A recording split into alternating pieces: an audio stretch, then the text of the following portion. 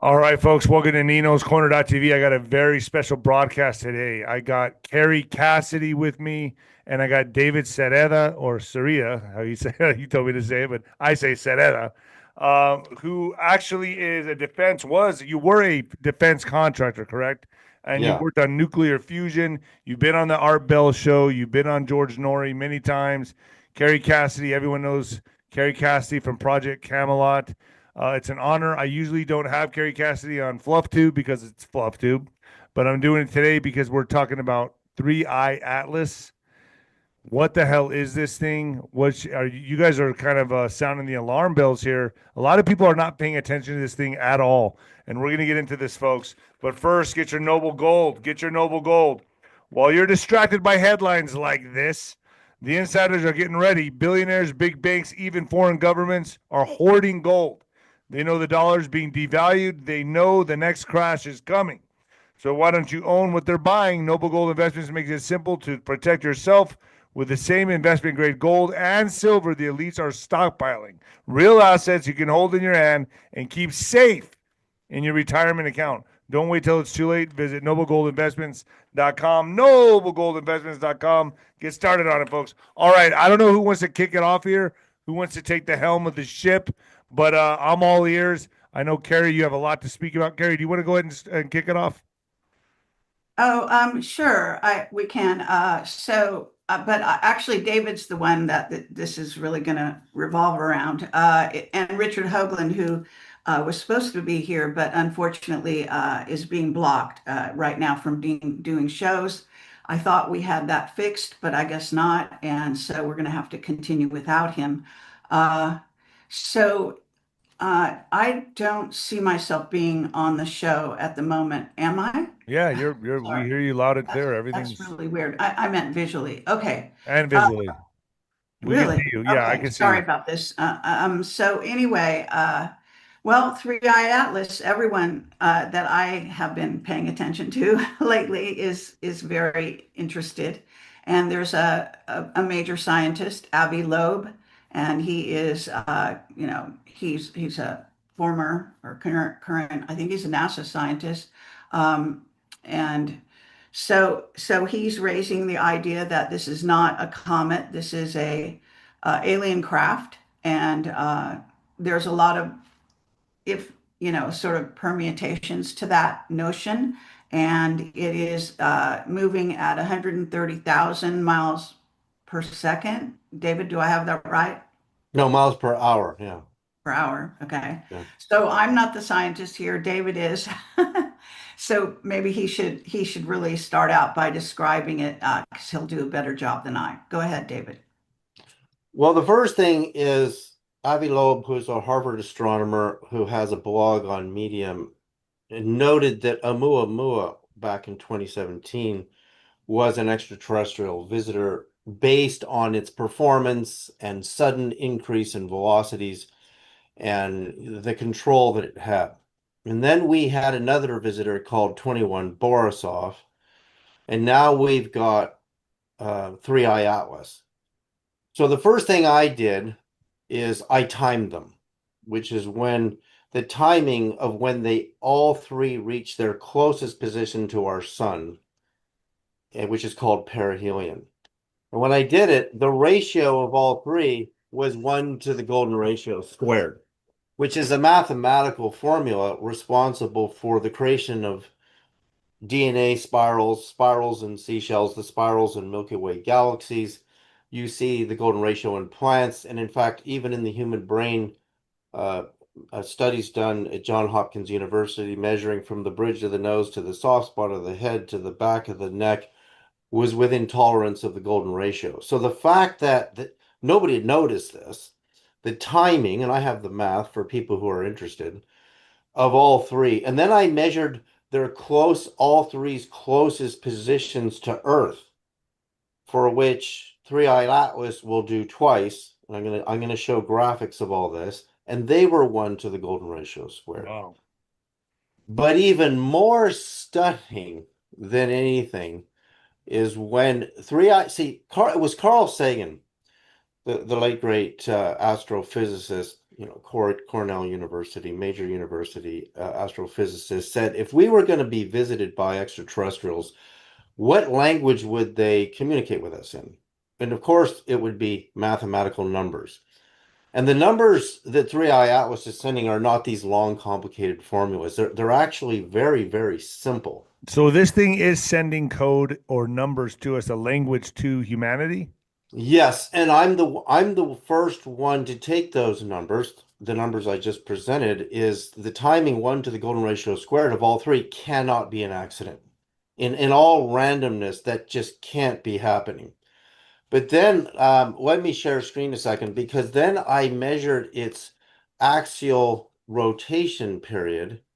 And this, before I show this, this is really a trippy idea for people because we're taught in school that there are the familiar planets, from Mercury going all the way to Neptune. And Uranus and Neptune were not even discovered in antiquity. I mean, at the time of Christ and even at the time of the poet Dante, actually, who wrote the Paradiso, where he goes on a spiritual journey through the planets, all as paradises, there was no Uranus and Neptune, yet he describes them perfectly in this book. Hmm. But what Dante experiences in his vision where he's sitting out beyond the orbit of Neptune with this angelic personality, Beatrice, he's shown 9 more planets of the angels heading back towards the sun.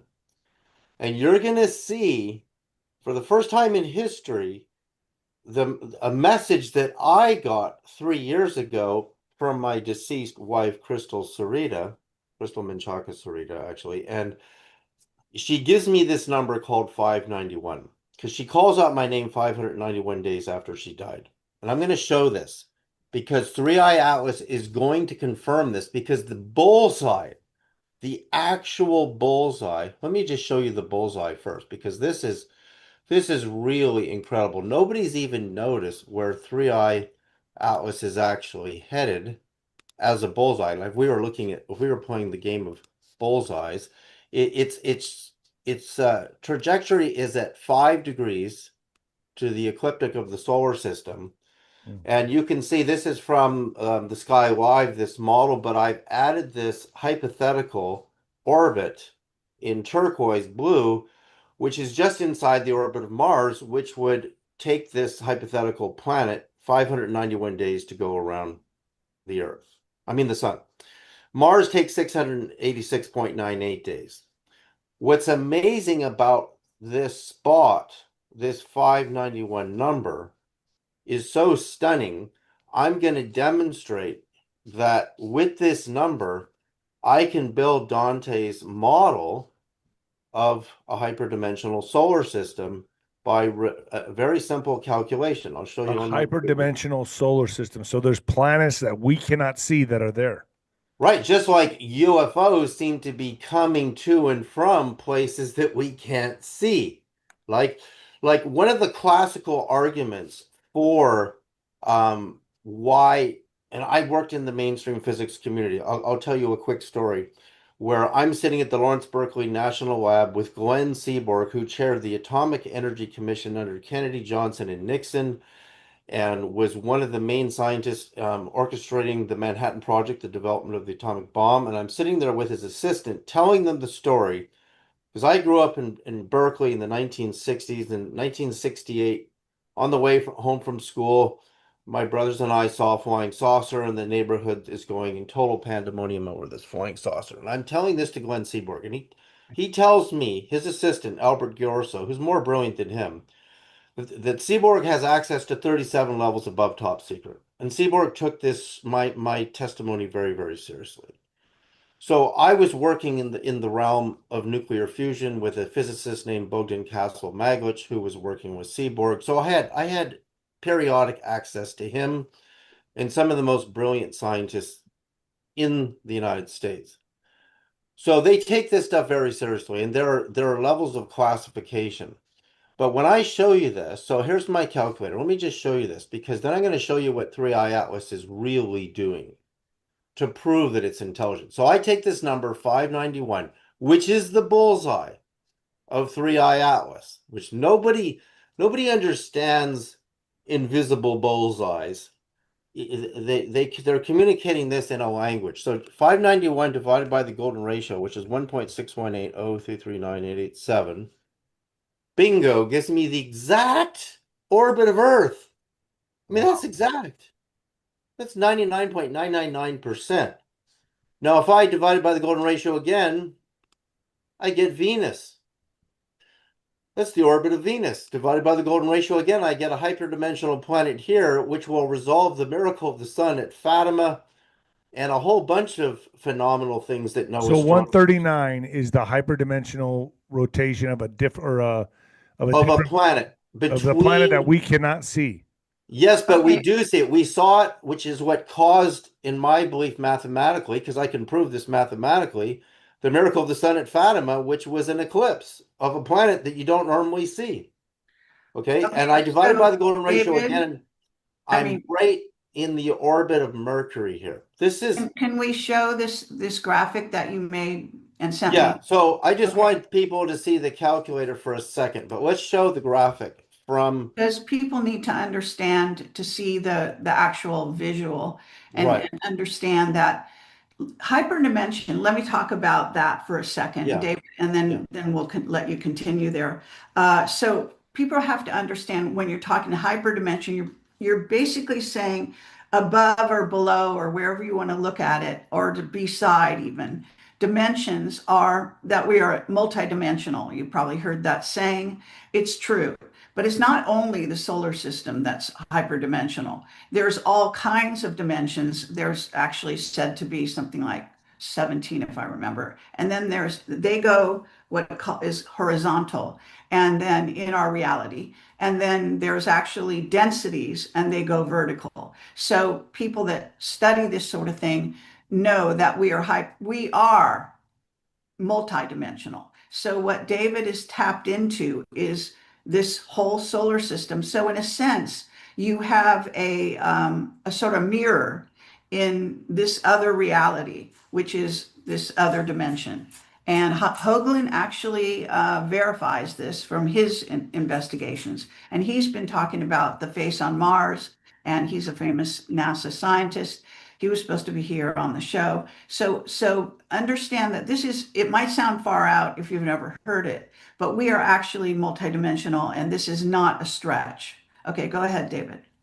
Okay, yeah. So what Avi Loeb, if you go to his blog, he puts out all this data. And this really interested me when they calculated in hours, and they have a plus or minus accuracy. Nothing's ever at 100% in the world of physics. Of three-eye axis rotating on its own axis, right? Three-eye atlas is rotating its axis. So it was 16.16 hours. And I converted that to minutes and built this whole chart with the golden ratio. It comes to 969.6 minutes. You see this purple dot in the middle? Yes. That is the number of years that the prophet Methuselah, the oldest man in the Bible, lived. He lived for 969 years. That really interested me. How did it come to this number? So if I take that number divided by the golden ratio repeatedly, I get 599.24, which is so close percentage-wise to my 591 number. I divide it by the golden ratio again, and I get 98.62% of the orbit of Earth. Divided by the golden ratio again, I get 98.16% of the orbit of Venus. Divided by the golden ratio again, I get my planet that I can mathematically prove eclipsed the sun for the miracle of the sun at Fatima in Portugal, Fatima, Portugal in 1917 on October the 13th. Divided by the golden ratio again, I get 99.38% of the orbit of Mercury. I'm doing all this with one number. And remember what Carl Sagan said, an extraterrestrial visitor would use mathematics. 99.3% of Mercury. Mercury is the messenger. Now, if I start at my central number again, three eye atlas's axis number, times the golden ratio repeating, I'm going to get 94.8% of the orbit of Jupiter and 99.94% of Saturn. This tells me a lot. And if I keep going with this number, I did this on Carrie's show. I will get to an orbit of 3,620 years, which is the orbit of the planet of the gods, Nibiru, according is to it? Zechariah Sitchin, called Nibiru. Now, there's Oh, tons of people out there have heard of Nibiru. I mean, at this point, there are millions. And that calculation tells me this thing must have been either calculated. It's what I'm going to show you next is so mind-blowing. Its velocity as it goes through and crosses all the orbits of the planets is so perfectly timed to our religious states. You're going to see it because the next big event for this thing is October 1st through the 3rd. It will be so close to Mars, and it will be on Mars on Yom Kippur, which is the first to the second. And what Yom Kippur is for Christians, Muslims, and Jews is the Day of Atonement, which is marked by the day uh, Moses received the Ten Commandments. And at that date, the 1 day per year on a lunar calendar, the high priest enters this Holy of Holies cubic temple, and only on that 1 day per year, which used to be in Solomon's temple, which no longer exists. And before Solomon's temple, it was a tent called the Tabernacle Holy of Holies, which was 10 by 10 cubits, which is the same measurement as the Queen's Chamber in the Great Pyramid, which is 10 by 10 wow. cubic space, right? So, Can you see this visual? Because I think, again, David, it will help people to yeah, see. I'm going to go through it right now. Let me Okay, share a can you screen see because that? I have these all lined up because that's Show them the visual. yeah. So let me share screen. Sky? No. So you have to stop share there. So for me to share to go to here. So here we go. Okay. So this is how it starts, Nino. So I go back in time because it was discovered actually on Dan Aykroyd's birthday, which is July 1st, this past July 1st. Okay. And I made a film called Dan Aykroyd Unplugged on UFOs, by the way. I recut it. It's coming out maybe this Christmas. So How long ago did you make that film? That's been about 10 years ago, right? 25 years ago. Wow. Okay. And I it's totally recut. remember that film, by the way. Yeah, a lot of people know that film. So it was discovered on Dan Aykroyd's birthday, which is actually Canada Day, and also Pamela Anderson's birthday, who I'm the one who discovered her. But let's forget all that. Here it That's is. another whole It's podcast itself. it's coming in, and it's going to cross Neptune's orbit June 13th, which is an Orthodox Church date of Jesus's ascension on the Orthodox calendar. I'm going to go through these really quick because every planet it crosses, then it crossed the orbit of Uranus, as it's really pronounced, May 6th, which is Jesus' Ascension Day, 1948 and 2027. So I'm getting two planet crossings, and the Ascension Day of Jesus is always 39 or 40 days after Easter, depending on which calendar you're on. So it's also the Buddha's birthday, May 6th in 2014, and May 1st in 2025. So Buddha's birthday lines up with the ascension of Christ repeatedly on the lunar calendar.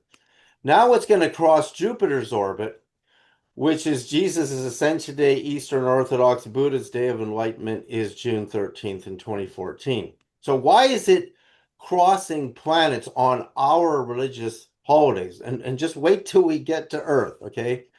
So now it's crossing Saturn's orbit on Muhammad's night vision, the Mirage Journey Through the Seven Heavens, which is January 26, 27, 2025. This was this past January, which means it's bang on the money for their calendar. This is a major date for over 1.3 billion people in the world, and it's crossing Saturn. How is it continuing to do this?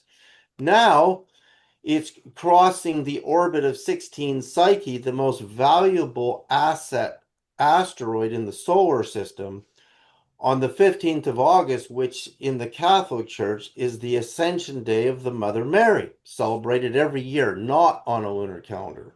So Again, you have Okay, to think of so all the let me, black. sorry about this, but I'm just going to translate again because people may be listening to you spout off these dates and not understand that we're watching the trajectory of a ship, right, coming into our solar system that's doing a trajectory which is said to be absolutely cannot be accidental. In other words, lots of things come in, meteors, this and that, but it's going in this weird curved line that is going to make it be close to, I think it's Venus, Jupiter, and is it Yeah, we'll go Mars, into that deeply. right? Yeah, I know, that's but what I'm where, trying to say is yeah. the reason these dates matter that he's telling you is where it's going to cross. It's done this intentionally. You can't just get this out of nowhere, okay? You would normally, like a craft would come into the system, you would imagine it would scoot around. It might go this way, it might go zigzag that way. It's not doing any of that, okay? It's on a very smooth trajectory. It's hitting points that humans mathematically, that correspond mathematically with human history, okay? So that it knows our history, insanely.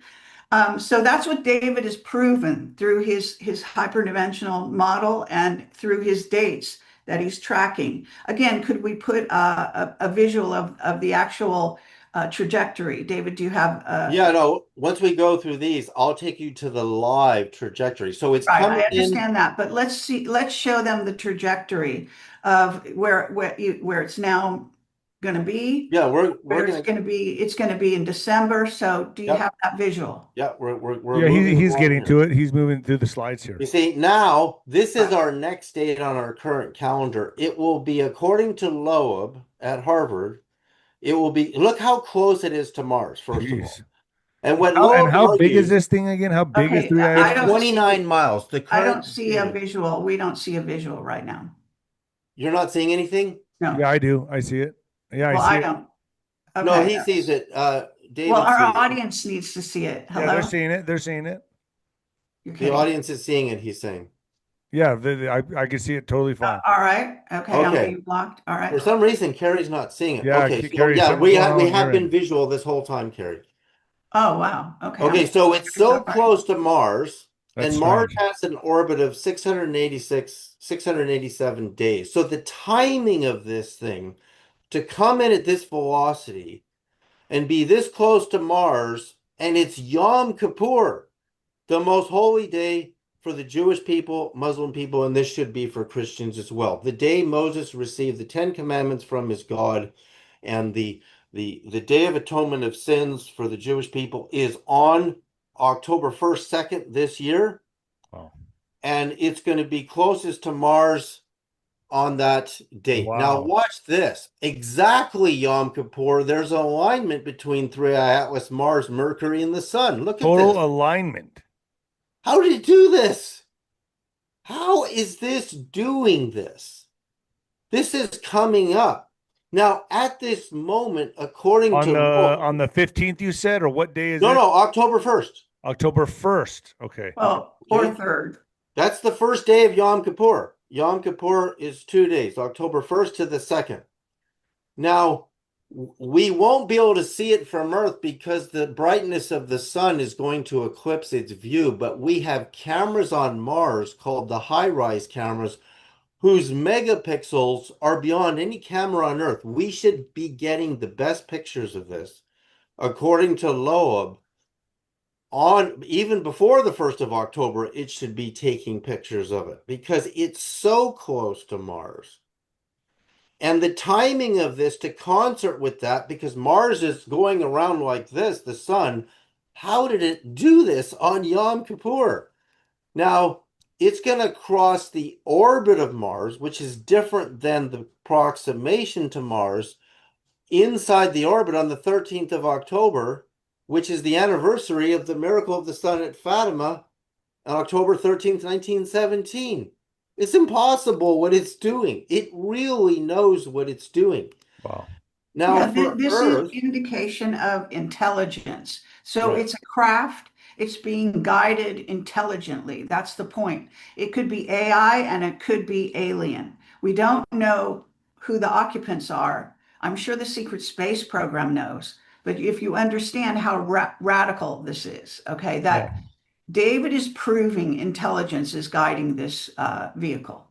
Yeah, Incredible. and it's 29 miles right now from the latest data. It's got CO2, according to Loeb, to exemplify that there are 10 million humans bodies on it exhaling CO2 because when we breathe out So you're CO2. telling me, you're telling my audience right now, there's at least 10 million bodies on this ship. No, that's what Loeb is saying, not me. Okay. This is my work. I'm telling you what a Harvard astronomer is saying and that it has its own light source. Could it be a being itself? Could it be a living It's a organism itself? city. It's Well, I it's mean, could it that be well, a no, living that's organism itself and not a city holding people? Could it be just an intelligence entity on its own?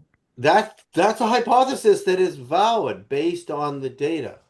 So again, here's now we're at Bullseye.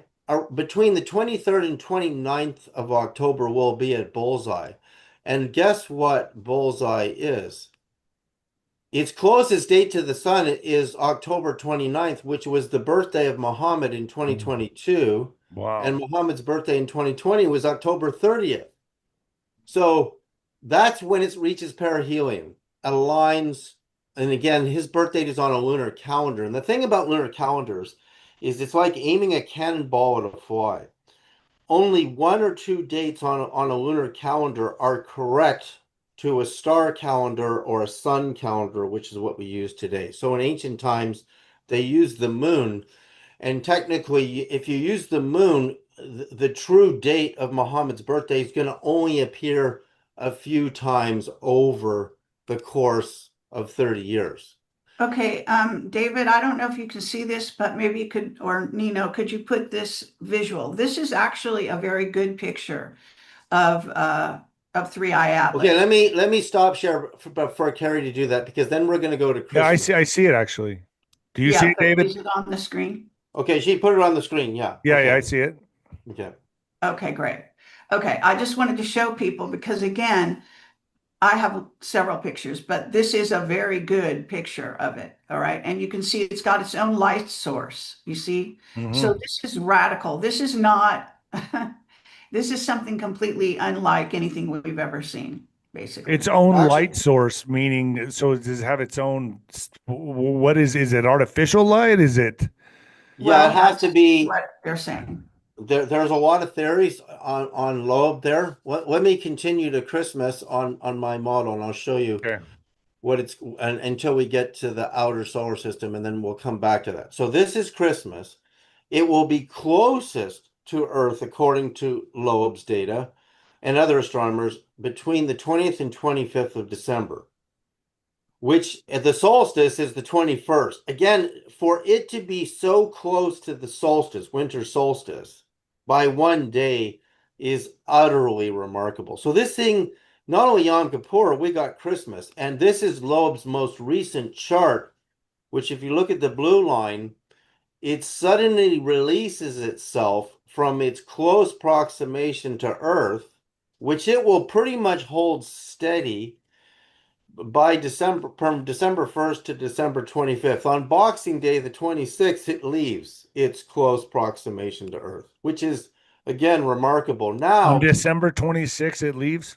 yeah, Boxing Day. So it Boxing Day again, and my sobriety day. That's awesome. it's reading humanity, okay? That these are that's not actually the real birth of Christ, but it is No, what we celebrate. So you have to understand there's thought going on in the trajectory, all right? It's actually making decisions based on our historical dates that are emotionally also tied to, you know, humanity. So that's when you get the idea that there's actually a mentality motivating the ship, but it's doing some very nefarious, in my view, they're not such good things. Okay, so this is where the Anunnaki come in. This is where they basically wanted to deceive people back in the day.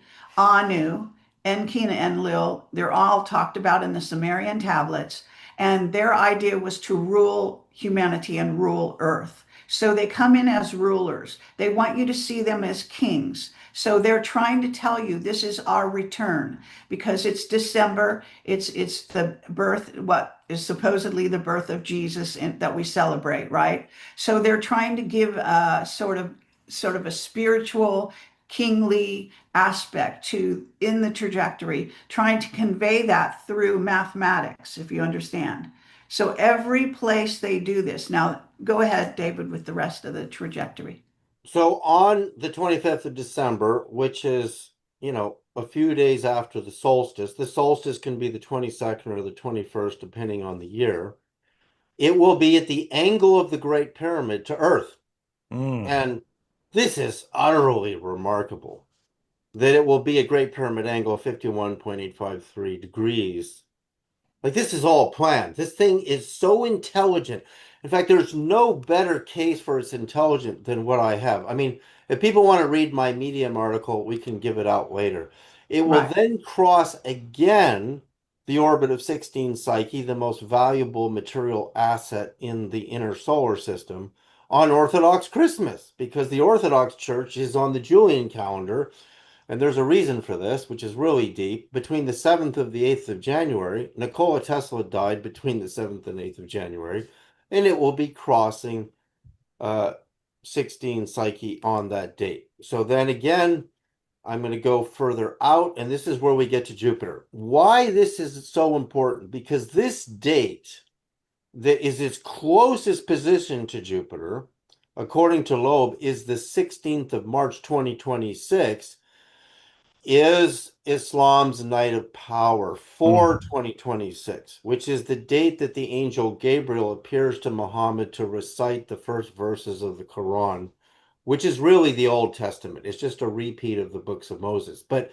Jupiter has an orbit of just under 12 years. So for this thing, 3i Atlas, to time itself to be so paired with Jupiter on this date Jeez. is so astounding, and Mars and Earth at Christmas window.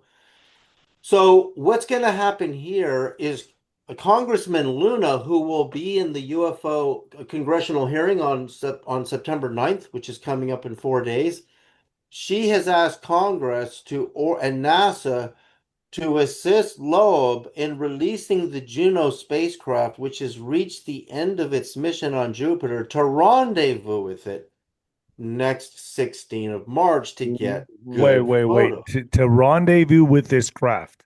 Yeah, So that Yeah, means and it's it's what does already out there, rendezvous you know. with it mean? What does that mean? means to Rendezvous. come together, to rendezvous with, to come together because it's so close. So remember, it's going to be super close at Mars.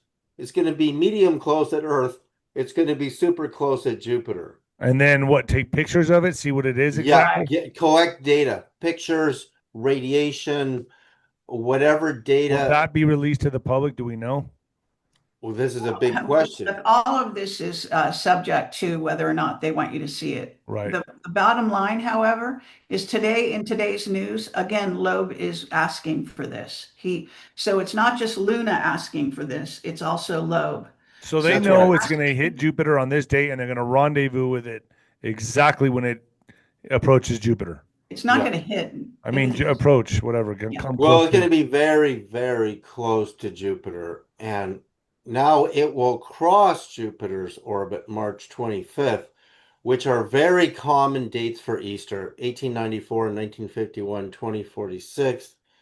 And also March 26th shows up for Easter, 1989, 2076. So very common Easter date. So Jupiter is major. You've got the night of power for Islam at closest distance and crossing the orbit of.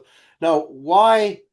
I'm almost done here for this one, but this is important because this date, when it crosses Saturn, the 19th to the 22nd of July, is one, Mary Magdalene's feast day is the 22nd of July, but in Egypt, the star Sirius pairs in its rising with the sun between the 19th and 20th of July. It's called Sirius heliacal rising.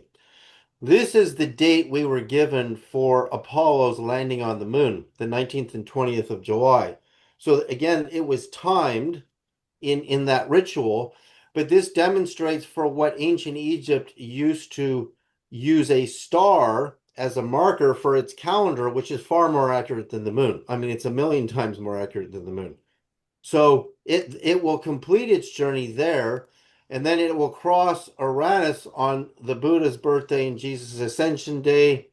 Again, people who want to see this stuff really clear, it will cross Neptune, which is an Easter date on both calendars. So And that's that in for people who want to 2028. see that. In 2028. Yes, in 2028. So that's how long it's going to be in our system. Wow. So it's here for a while. And But it's I also have the dates it crosses my hyperdimensional planet orbits because that's the original message. I've got two numbers. I've got its bullseye number, which is within 591 to 599, and I've got the age of Methuselah, which again I built the whole solar system on in the beginning of this show. So we can see its message is trying to tell us there's a hyperdimensional solar system. The ancient Egyptians knew about it. They called it the Aeneid, which means the nine. In an ancient Egyptian, this is in the Egyptian Book of the Dead and the pyramid text, that there are two sets of nines. There's an upper nine and a lower nine. And what I find funny about this is the, okay, so the what Mayans knew this as well, correct? the actual, you know what, you know who had a system of nines? It was the Vikings. Interesting. Okay. I'm not. I have to research the Mayans. That's next. I'm going to cover the Mayans. I'm going to cover Native American, Indian dates that I can I mean, could find. this be the blue Kenichi as well? I think they call it the Hopi The blue Indian. Kachina. Kachina star of the Kachina, Hopi. yeah. Yeah, What is it? The Kachina? Kenichi? Kachina, yeah. Kachina. Yeah, Can Kachina, I Kanina. can I actually break in here for a yeah, second? yeah, yeah. Come on in. Come on in. Because Jimmy Blanchett gave us some of his research. He's somebody who works with David on many of these investigations. So can you again, can I show my screen? Is that Yeah, all right? yeah, yeah. Go ahead.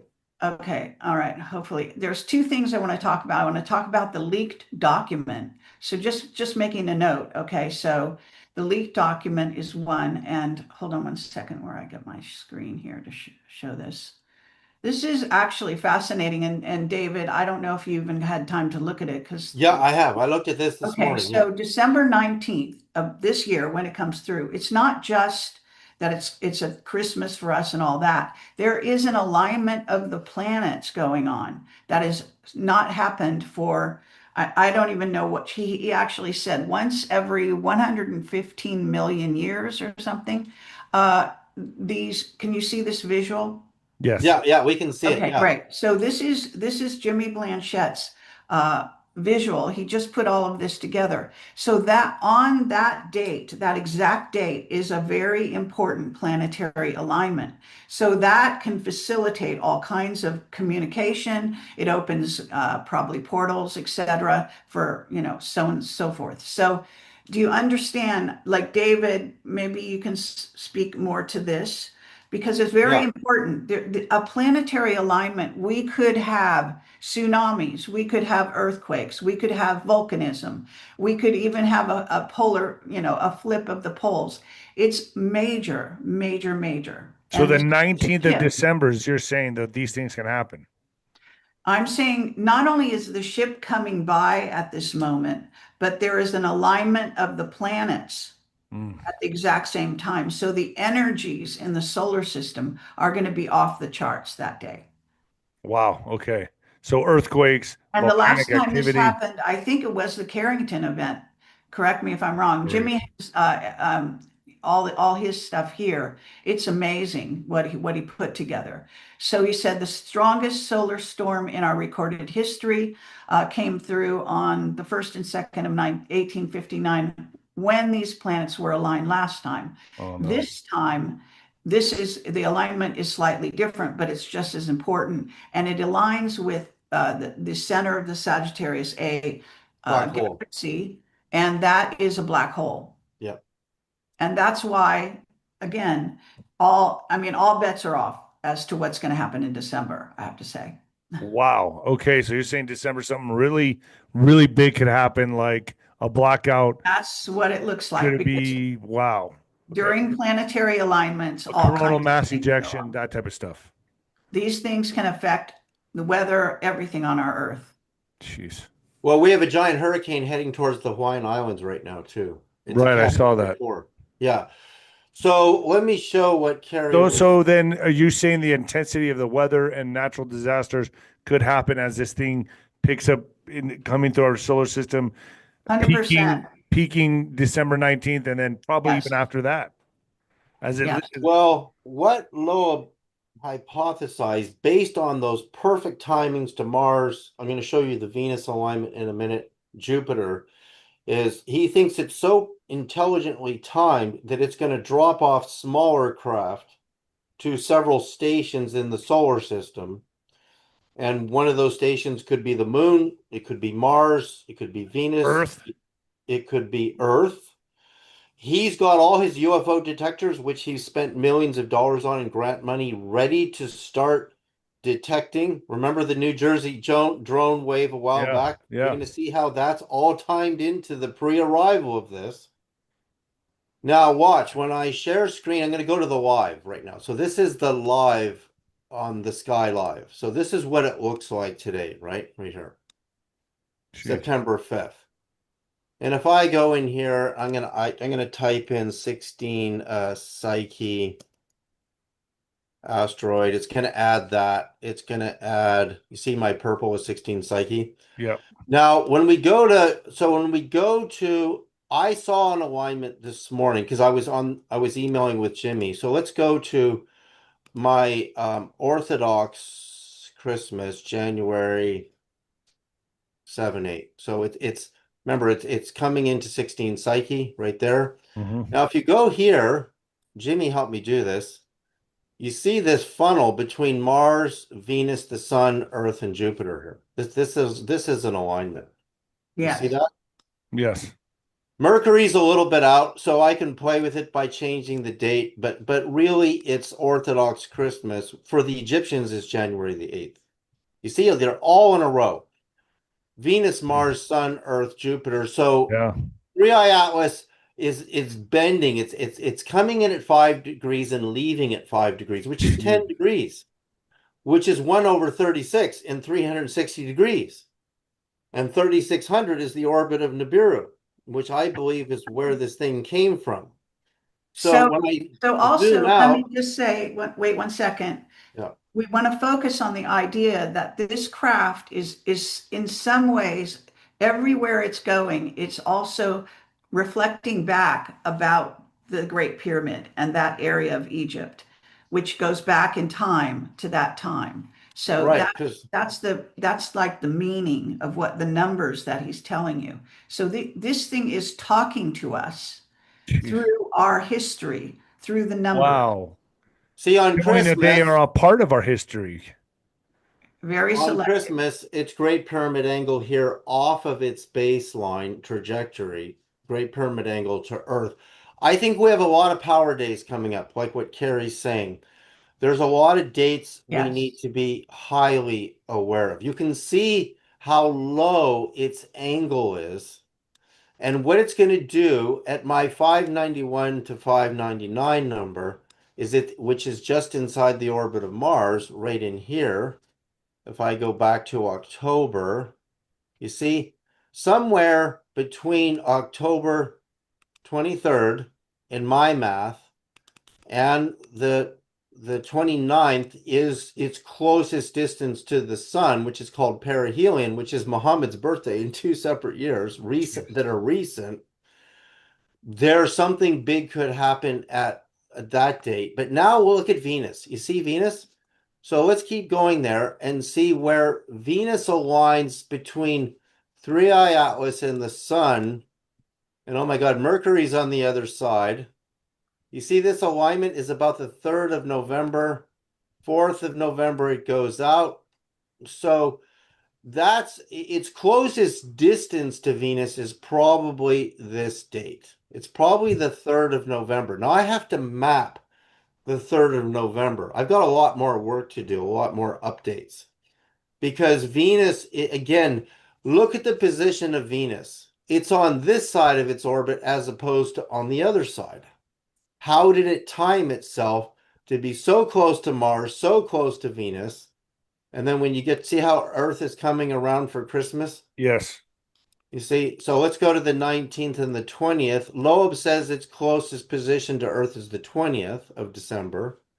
Jimmy's saying the 19th, it barely makes any difference. It actually flatlines because Earth is coming towards it and it's going away at the same time. So for the month of December, if you go all the way back to here, like the 5th of December, it's pretty much maintaining its similar distance over the holiday period and, Christmas Eve. And then suddenly on Boxing Day, the 26th, it's now broke that pattern, right?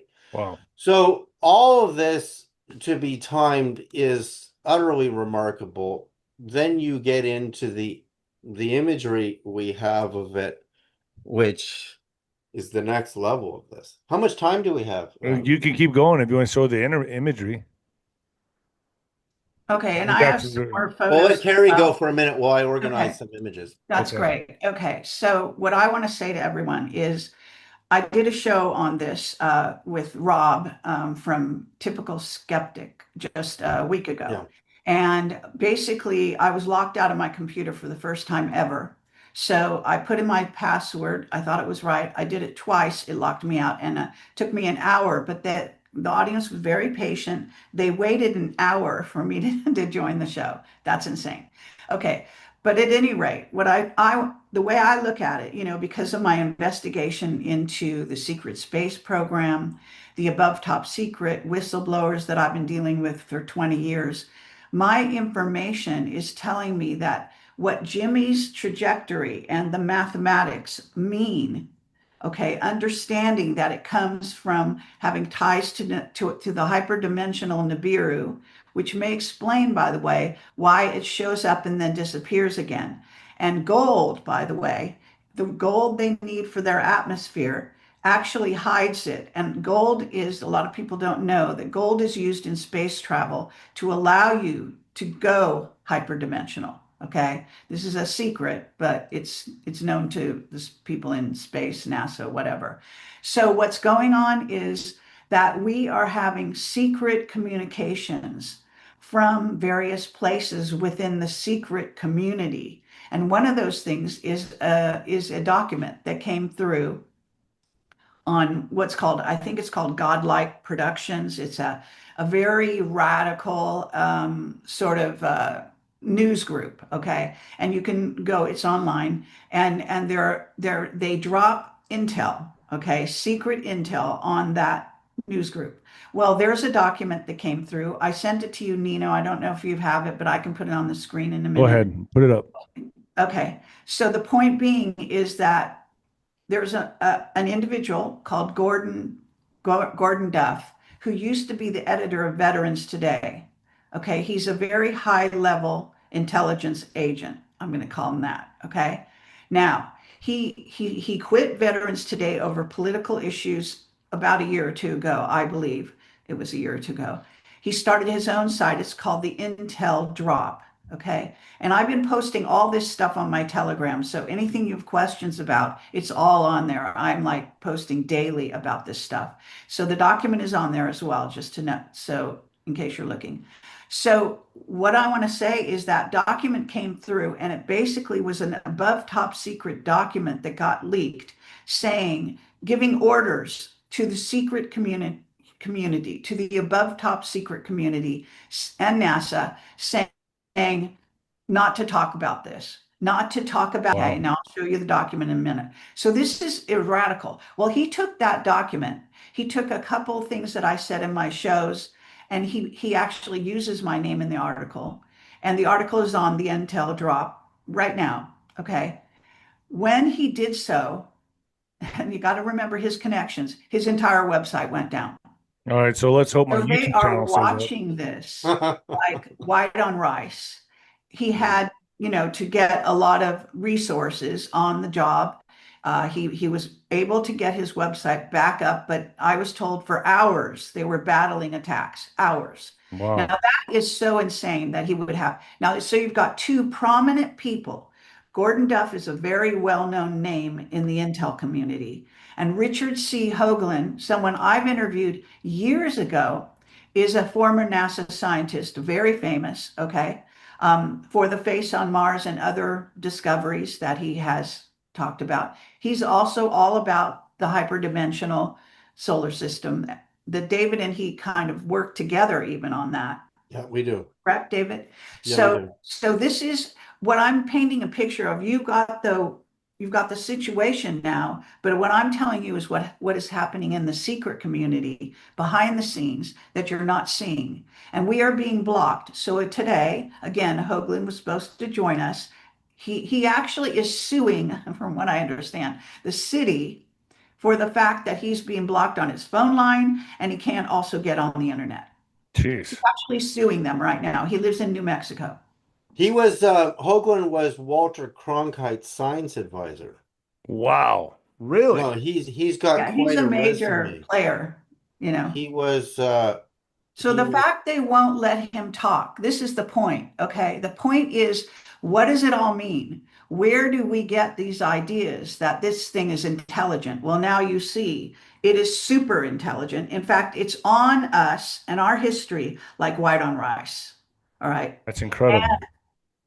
David, I don't think you got to it, but there's also an indication that this didn't come from deep space into our solar system, but that it actually might have come from the vicinity of the hyperdimensional Nibiru yeah, into I so can down demonstrate. into our solar system from Let me there. demonstrate that because Nibiru, there, I mean, Zecharia Sitchin's books, The 12th Planet, the Wars of Gods and Men, are epic. He has a massive following. So the internet is full of people who understand Nibiru. And Nibiru, based on Mayan, ancient Sumerian, and Babylonian tablets, according to Sitchin, I've been reading his books again recently, So has then a the Comet. Mayans were very aware of this, of the Yeah, hyperdimensional solar system, correct?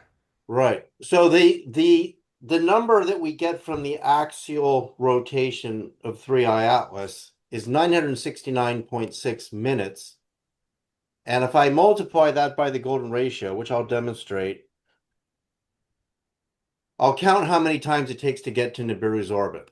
1, 2, 3, 4, 5, 6, 7, 8, 9, 10, 12,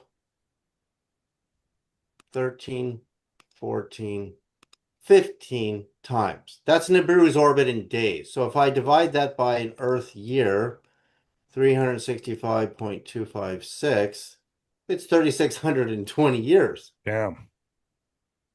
And remember, the angle of 3i Atlas coming in is 5 degrees, and it leaves at 5 degrees off the ecliptic, which is 10, which is 1 over 36. So it's telling us where it's from. You just have to know how to do, and this is very simple So math. how big is Nibiru? I mean, how big would you we? Oh, it's huge. It's actually stated in the books. In fact, Carrie and I have Because the gone. beings are also giants, correct? They're They Well, could be. the Anunnaki are about 9 feet tall, some of them, but there's also ones that are regular human size. In fact, Bob Dean, one of my most famous whistleblowers, said the Anunnaki are walking the halls of the Pentagon. He said wow. that years ago on an interview. Now, I want to share the document I was talking about. Is that all right? Yeah, yeah. Would. Okay, so this is Gordon's article that took down his entire website. All right, when he posted this, I posted it. They didn't take it down on mine, but Gordon is, as I say, a very known player. And Richard Hoagland, well, I don't know if I'm supposed to say this, but Richard Hoagland is the one who found the document. So anyway, this is it's a leaked document, and it is on here. Basically, I think well, they retell the story. So the actual document, I have that, a picture of that one as well. So what we're talking about is this document and this article. All right. And then then Gordon, knowing what he knows, which is a great deal, actually, this is an excellent website. It appears that he has, I don't think he's left wherever he comes from. I'm not supposed to say. But the bottom line is that he is actually breaking ranks, or maybe he's under orders to break ranks. Okay. If you understand what I'm saying here. Let me So, show you. They don't want us to talk. They don't want Three Eye Atlas to be analyzed. Avi Loeb has gone against the grain. Because of the awakening that may happen, correct? Yes, because this would be disclosure. Do you understand? Right. This is disclosure. This is an entity that has come into our solar system that's going to spend arguably two and a half years trailing around, going to every point that corresponds mathematically. So without sending out a message, it is conveying for anyone who understands language and mathematics and how the one speaks to the other. It is talking to us. It is communicating with So us. is this the Its disclosure, trajectory. so is this going to be the disclosure the way you have decoded this, or the disclosure going to be? I mean, are we going to see ships Well, we flying don't know over? what the point, we don't know where it's going to go from here. We don't know. See, technically, I think it's okay to say here, I can talk about Solar Warden here. Can I say Sure. that? Go ahead. Okay, basically a Solar Warden is a secret military unit that patrols our solar system to make sure that we are not invaded. Okay. Okay? Okay. This is the secret space program. That's what it's, really all about, is safeguarding humanity. So you have to understand how radical. So here along comes an invader, a technical invader, talking to us through the mathematics, relating to all our historical dates and religious holidays and that sort of thing. No accident, right? So they've got to go behind the scenes right now. They've got to be going crazy if they haven't already challenged it. If they haven't, they've got to be using every method in the book to try to communicate with the actual beings, and or if they could be androids, they could be AI. You understand? According to my secret witness, Captain Mark Richards, all spacefaring worlds create AI to go into outer space. Makes sense. So that's what we're doing. Okay, that's what they do. So this craft could be run by, as I say, either androids, what are called synths. It could be run by aliens that are actually run by AI themselves, which there's evidence of. So this, yes, is this disclosure, if you were asking that question, which I think you were, it's like disclosure in spades. It's like for the big boys disclosure. This is not disclosure for ET phone home. This is like the big deal, okay? And it could have I'm just going to say this, it could have an army on board. Now, I don't think it has 10 million, but I think there's reason for it to be what they call outgassing carbon dioxide, maybe reasons we don't know, but it is doing that, all right? And it's not doing what comets usually do. It doesn't have a tail going in the right direction. It has this fuzzy aura around it, which it could be sort of a Dyson sphere. It's some kind of protective covering, I believe. It's a Right. Yeah. structure. And that much we can see with our weak telescopes. And I've got lots of photos I'd like to show on here that were sent to me by John Leonard Walson, who is a fabulous astronomer has his own huge telescope. I've actually met him in person, worked with him on certain projects. He's not allowed to show you what he can see through his telescope. That's how Wow. good his telescope How is. big is a telescope? It's gigantic. Well, How big? actually, more than one. As one that goes on the back of a truck. I do a conference every year in Watford, in England, at this place, High Elms Manor, and it's a very small event, but I do it every year. And he comes in the evening, brings one of his telescopes on the back of his truck, and shows people UFOs in the sky and Wow. whatnot, because You it can have see. pictures from this telescope? Okay, well, this is what I'm telling you. He chose certain photos that he found on the web. He is not allowed to show you what he can see. Okay. Okay. They'd arrest him. They might even kill him. He used to work with the queen. He worked for the queen. Whether you want to believe that or not, That's what he says. Okay. Okay. Now he was on Rents years ago showing craft near the sun, these huge craft. I It saw that. follows That were like Rents. charging for the sun or something. They're They like, were amazing. They were amazing and gigantic. And by the way, they looked exactly like the craft that William Tompkins says he designed. So I think William Tompkins might have been given those photographs or they took them themselves and then designed craft that looked like the ones that were out there. That's kind of what it could have happened. But anyway, this is the background here to this story. It's so fascinating. That's why you've got me. I'm investigating conspiracies, okay, all my shows and everything I do. And this is a very fascinating mystery, you see. are you going to show the picture? Okay, yes, I will. So, David, you want to take over from here while I get them? Yeah, let me show you Loeb's blog. I want to show you some things on there. So this is his Avi Loeb, Harvard astronomer, top American university, and he's talking about intercepting 3I Atlas and its closest approach to Jupiter, which we've talked about. But if I go to his home blog, I want you to see where he originally was posting about 3I Atlas and its the idea of there being 10 million possible persons on it, right? Jeez. So he has a lot of articles. He's really just looks at the data. The rest of the astronomy community fights him. They don't want to put their names on the line, although he does have a lot of co-authors on these papers. But what's really amazing is for him to look at the data and say, there's enough CO2 here, CO2 rich comet. Let me see where he says there could be, yeah, this is when the size of it got readjusted to about 28, 29 miles. Why it shed CO2 if it's technological. So he looks at both sides of the argument, whether the CO2 could be coming from living beings. Yes, if they were giants, there would be less than 10 million. I hope he didn't remove it. Let me go back to his. Okay, I have those photos if you Okay. take some Anyway, time. this is his blog. For people who want to really read, most of the mainstream press blocks 90% of what he says.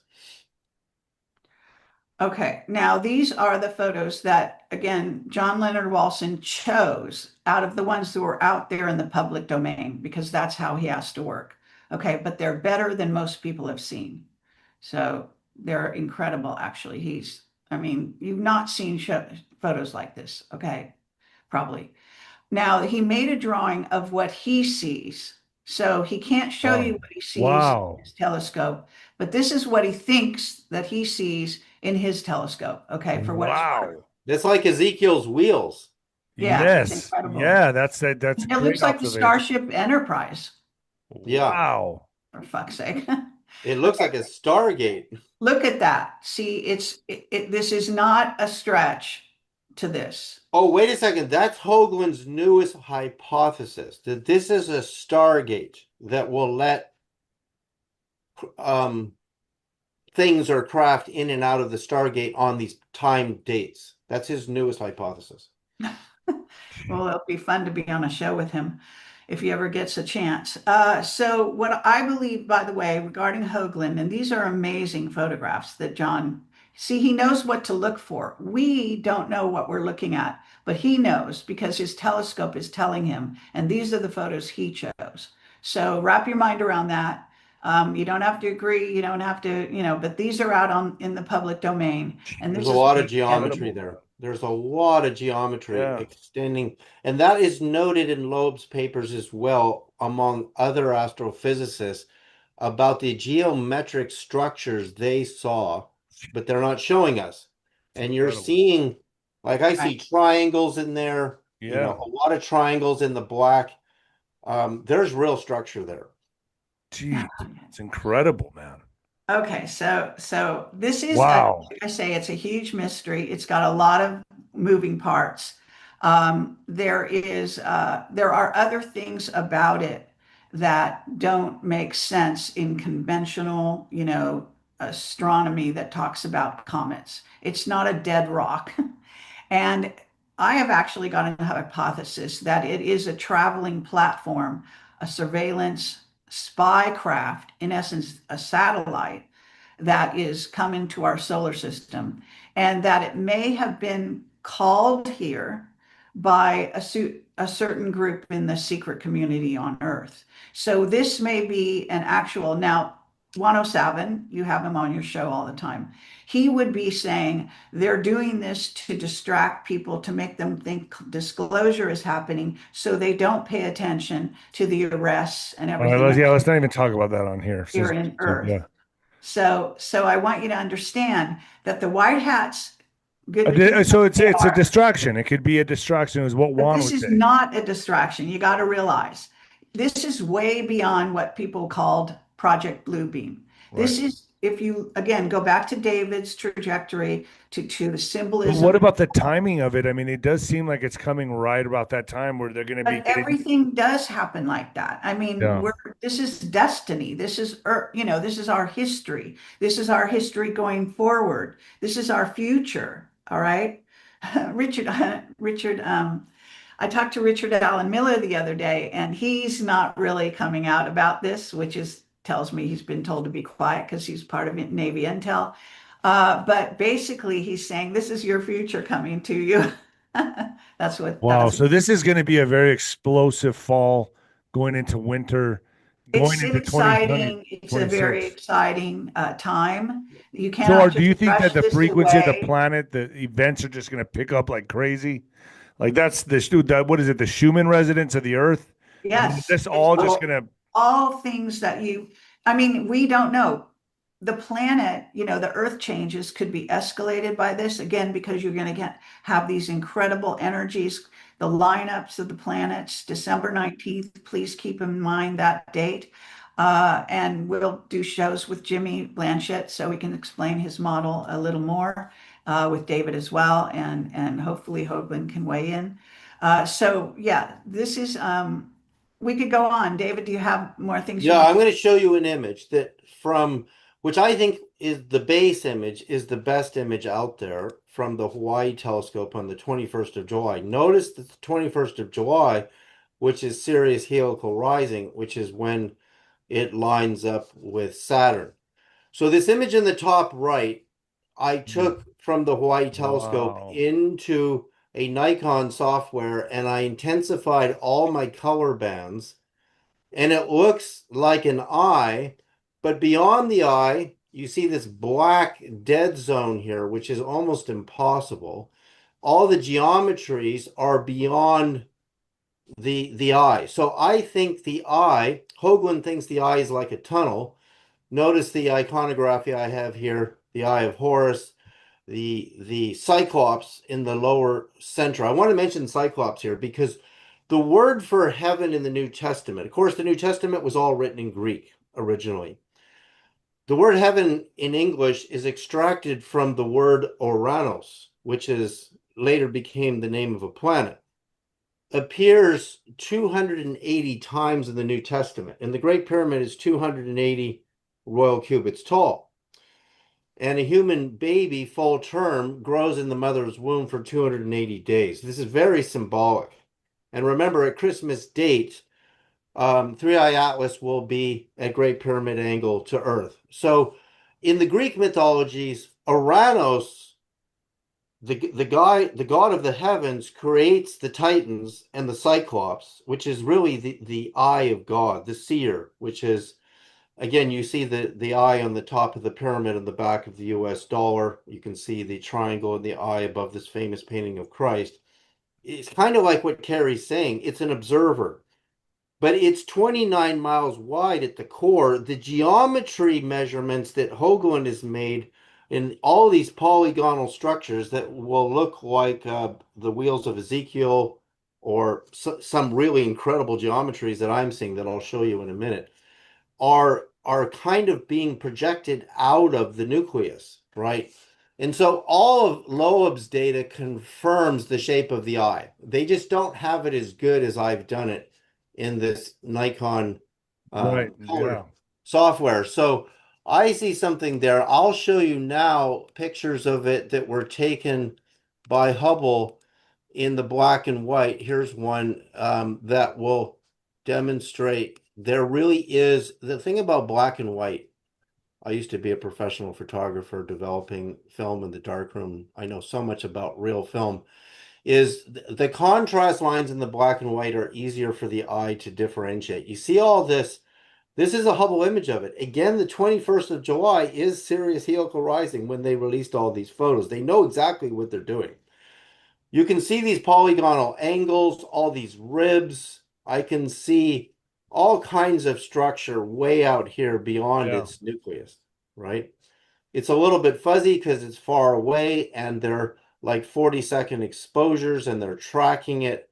But there's structure there, just like what Carrie showed.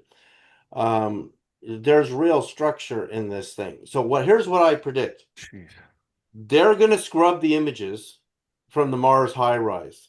If they see a city or a real geometric object, they're just going to send us fake stuff that they make with AI and say it's a comet. What I know about film and photography is so advanced that if you're seeing structure, like all data in a photograph is data. So if I adjust the contrast in the filters, that's still the data in the photograph. It doesn't mean it's not there. It's really there. But they're going to be so afraid when these high-rise images come from Mars in early October. I really doubt they will share the real images with us. In fact, I don't even think Loeb is seeing the best of the images they have now. Interesting. Yeah, because they're afraid of what will happen. But whatever Three Eye Atlas is going to do based on the perfect But it's video, going to do what it wants to do it's anyway. going to do what it wants to do. Yeah. I mean, point being, it's not going to matter what we try to hide. It's going to do what it wants to do. And we I might, mean, as it's a long Carrie, journey just to be covered up. I mean, I'm sure, it doesn't seem to Exactly. me like they're going to be like, ah, damn it, we missed our chance again. Well, see you in another 3,600 years. I don't think it's going to be like that. I think it's whatever's no, coming. it's gonna do what it's gonna Right. I do. think that this is it. Unless it gets interfered with, okay, Mhm. by our solar warden and or some other portion of the secret space program for those that understand about that. And please do look into all my whistleblowers from above top secret. So you'll understand that we do have a secret space Oh yeah. Oh yeah. program. Absolutely. That is so important what she's saying because we're assuming that the best of our technology is Elon Musk's rockets right now. Yeah, right. Yeah. It's And rockets to we've the moon. known That's all a front, right? it's Yeah, all up front. I mean, we've got these front. congressional hearings. There's one coming up again on the 9th. We have these craft. I guarantee you And we've they already know they're being intercepted it. reverse engineered. It's being proven by Yeah. Congress, but they're going very slow. I found something on Uranus that I thought you might like to see. They are saying that Uranus in Greek history is symbolizes sky and heavens. He sprang from chaos, a void that existed before anything else. Uranus hooked up with Gaia, the earth Yeah. goddess, to have Yeah. many mythical beings. In his time as a sky god, Uranus kept order in the universe but ruled with fear. This is very important. So they're using the third eye, they're using the eye of Uranus, right? Of Horus as well, right? Hmm. So this is basically the history of the god Uranus. And Again, that's where the word heaven comes from in your Bible. So when you change it from Uranus, as the Greeks say it, we say Uranus. People say it Uranus. all Uranus. sorts of ways. We change that and put it into a modern English when the English language didn't exist for 500 years after the time of Christ, and neither did French. And we think, oh, heaven means heaven. Well, I mean, up there. But also, Second Peter 3:13 says we have to look for the new heavens and the new earth. We have to look. And I say Three Eye Atlas is pointing its arrow at 591 to 599 and the 969, which is the number of years that Methuselah lived. But Carrie brought up something important there. If the original mythic of the Greeks, which is what the Bible, New Christian Bible was written in, the New Testament, is describing a God who used fear. That's how we remove ourselves from it, by changing the name, right? And again, the fact that it appears 280 times, which is a Great Pyramid number and is a birth cycle number, because we spend 200, if you're a baby who grew full term, it's 280 days. Most of us are plus or minus a bit, but that's the general number, is the same number of times that I researched this appeared in the original Greek Bible. So again, the math, like, numbers don't lie. Myths change with language, which is philology, the changing of word. When you change a word from Aranos to heaven, you've misled the people to the understanding of what was written Right. in the earliest case. Right out of the gate. It's right out of the gate, and then you change it again and you change it again, because 2 Peter 3:13, some Christians believe, means that we look forward to a new earth, a better earth. But it actually says, if you go back to your original Greek, we have to look for new heavens and a new earth. And I think these upper nine that the poet Dante saw in his vision state is so spectacular. I mean, this is what Dante actually says. He's with Beatrice. They've gone through all the familiar planets, and when they go through each planet, their bliss and their love state increases, their bodies shine with more and more light. Dante turns from Beatrice and beholds the vision of God as a non-denominational point of light, ringed by 9 glowing spheres representing the angelic hierarchy. Dante is puzzled because the vision seems to reverse the order of the universe, the highest rank of the angels being at the center. So he's looking back towards the sun from Neptune, and the vibration of each angelic sphere. Notice there are 9 levels of angels. Yeah. The Egyptians called it the Aeneid, the 9, the 2 sets of 9, the lower 9, and that's counting the sun, by the way. So the sun is one of those 9. And then there's this upper set of 9. So why is Dante seeing it? It's almost like he's a remote viewer, or if you study Dante, he actually fasted and had real out-of-body visions. But he's seeing something that Three Eye Atlas's math is confirming, because I can take either the 591 number, it's bullseye, or the 696.6 number by the golden ratio and build this whole hyperdimensional model of the orbits of our planets and these extra 9. So I think we might be getting close to an answer that proves the hyperdimensional solar system, which is next level. It's next level understanding, and that also hyperdimensional humans, right? So could this also go with the solar flash that so many people have talked about, that changes humanity, that gives us that spontaneous evolution or destruction for some? I mean, could it be a solar Yeah, flash that's prophecy, event? right? In an instant, in a twinkling of an eye, we get an upgrade, and it filters out the lower vibrational humans. So to some it will be Armageddon, it will be the end of the world, and for Yeah, others it'll be an upgrade in like yeah, DNA or or a something. rapture, like Yeah, a Um, or the rapture. well, rapture, right? Yeah, I mean, I this don't would think kind of it's explain that. it all. Okay, but I do think that on the December 19th data, when you have a planetary alignment at the same time, that the ship is actually poised right in the middle of that. There is, all bets are off. So we don't know how that's going to affect, in essence, us, the other planets, and the solar system and the sun. So yes, you could have a coronal mass ejection, what they Jeez. call a Carrington event, like Would happened be in devastating. history, Yeah, that would be. which is what Jimmy Blanchett Shed has said. I have found the actual document, if you don't mind me sharing that. Yeah, So go because ahead. people didn't, I didn't realize that Gordon didn't actually post it on his. He talked about it. He didn't post it. So sorry about this here. So this is the actual, I have it on my website. It's also on my Substack. So this is the actual memo. It says urgent leaked NASA memo on Atlas posted on the dark web. All right. And it was posted on 8/26. All right. And they're saying objects not natural, blah, blah, blah. And you can just read it yourself here on the screen. Um, this account will probably get, deleted since they're posting this sort of above top secret document for your eyes only.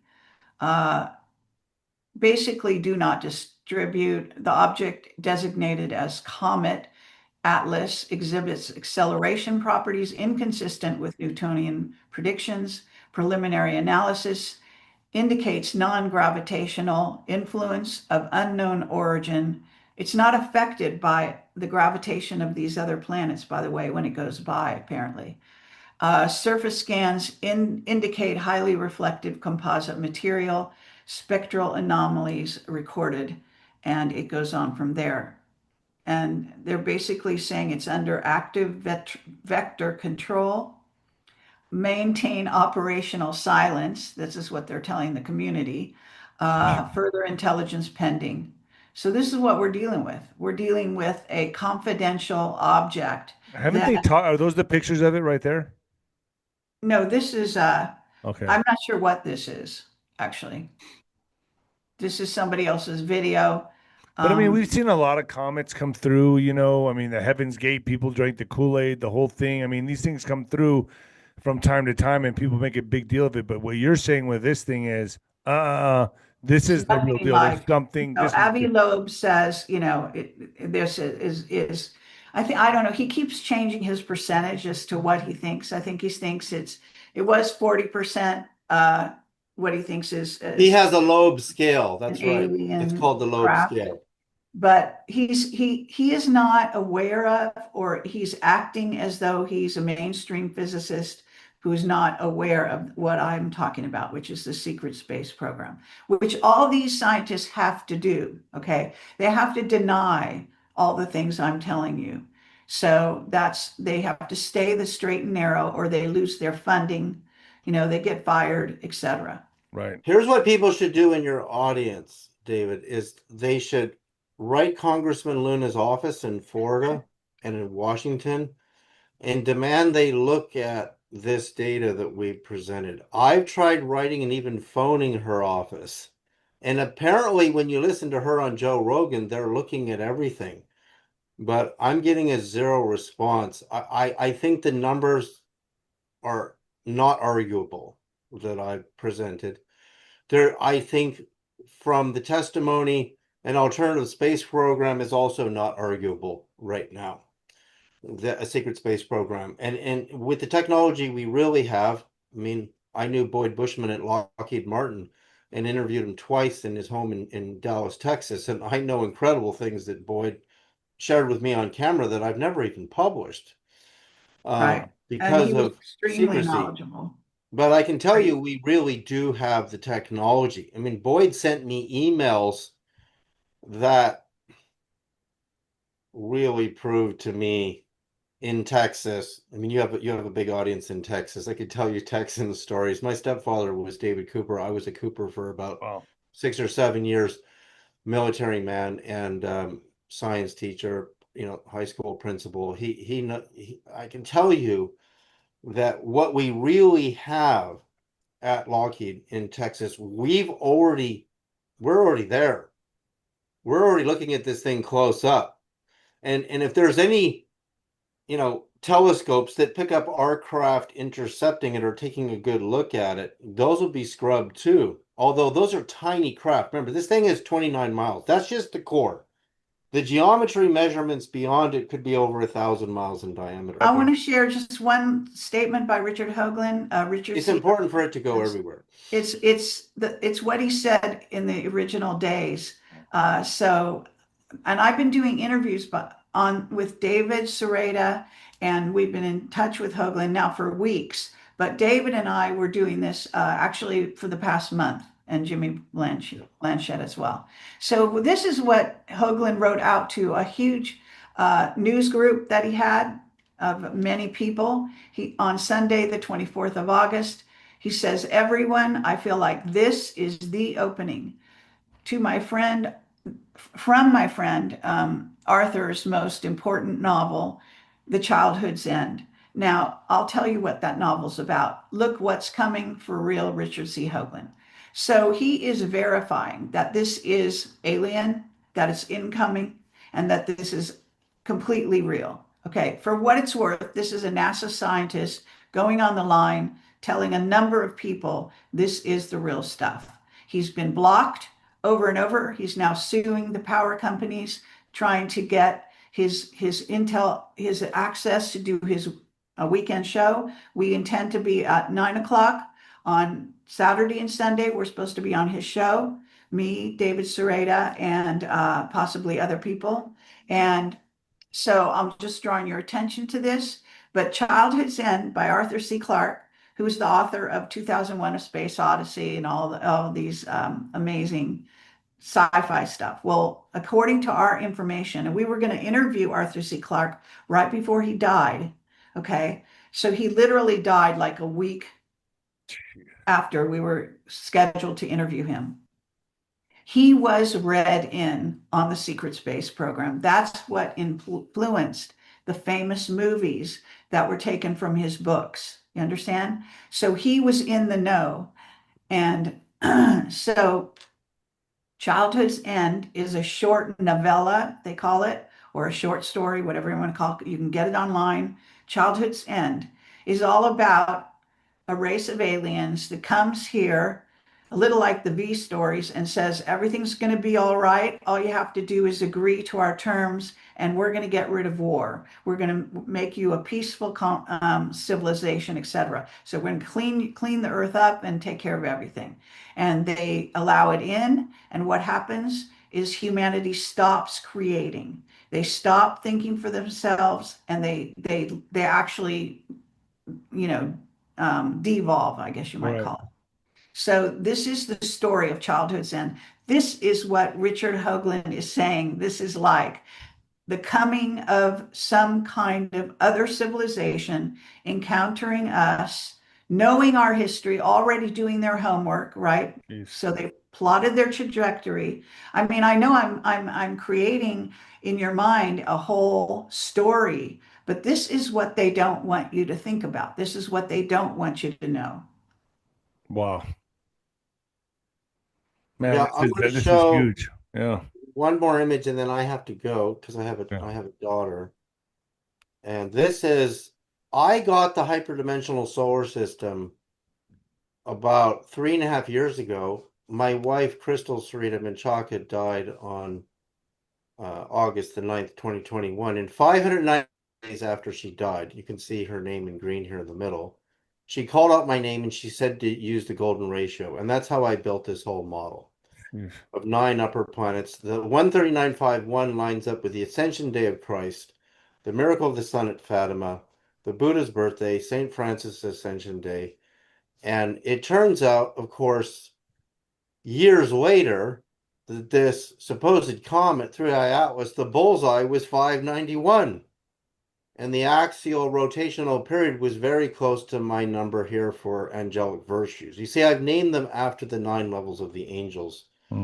Fictitiously, really, but according to Dante's experience, Dante would have been out here by Neptune, looking at the lower planets down here, and then from the top looking back, he would have been looking at the 9 levels of the angels. And I've done math on all of these. I mean, Jesus and Alexander the Great are in perfect harmony in the number of years they lived, which is a smidgen under 33 years to the seraphim. So I know this model is correct because, in fact, there was a U.S. Navy Admiral, Tim Gallaudet, who said on record that we should be looking at the near-death experience for information and data that could help solve our understanding of UAP, unidentified aerial phenomena. So there it is.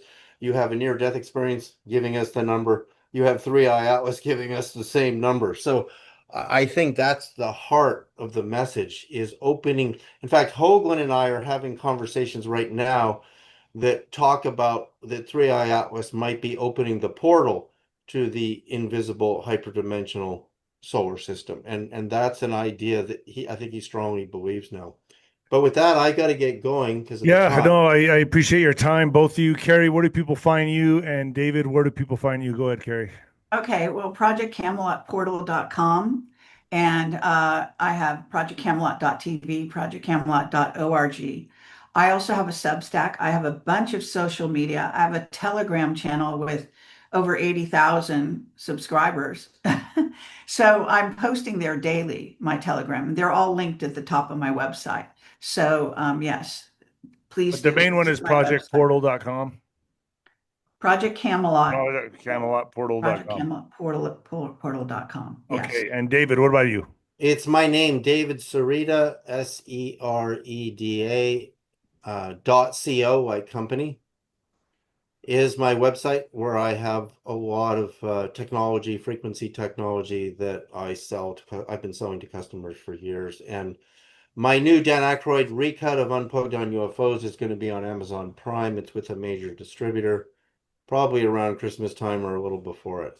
Thank you so much, You David, got it, for having David, us and you on. got it, Carrie. Thank you so much for Thank joining you. me. All right, folks, share the hell out of Yeah, this yeah. video. Send me links Yeah. to where you post it. Get it out there, folks. This is Yeah. important stuff. All right, Thank bye. you.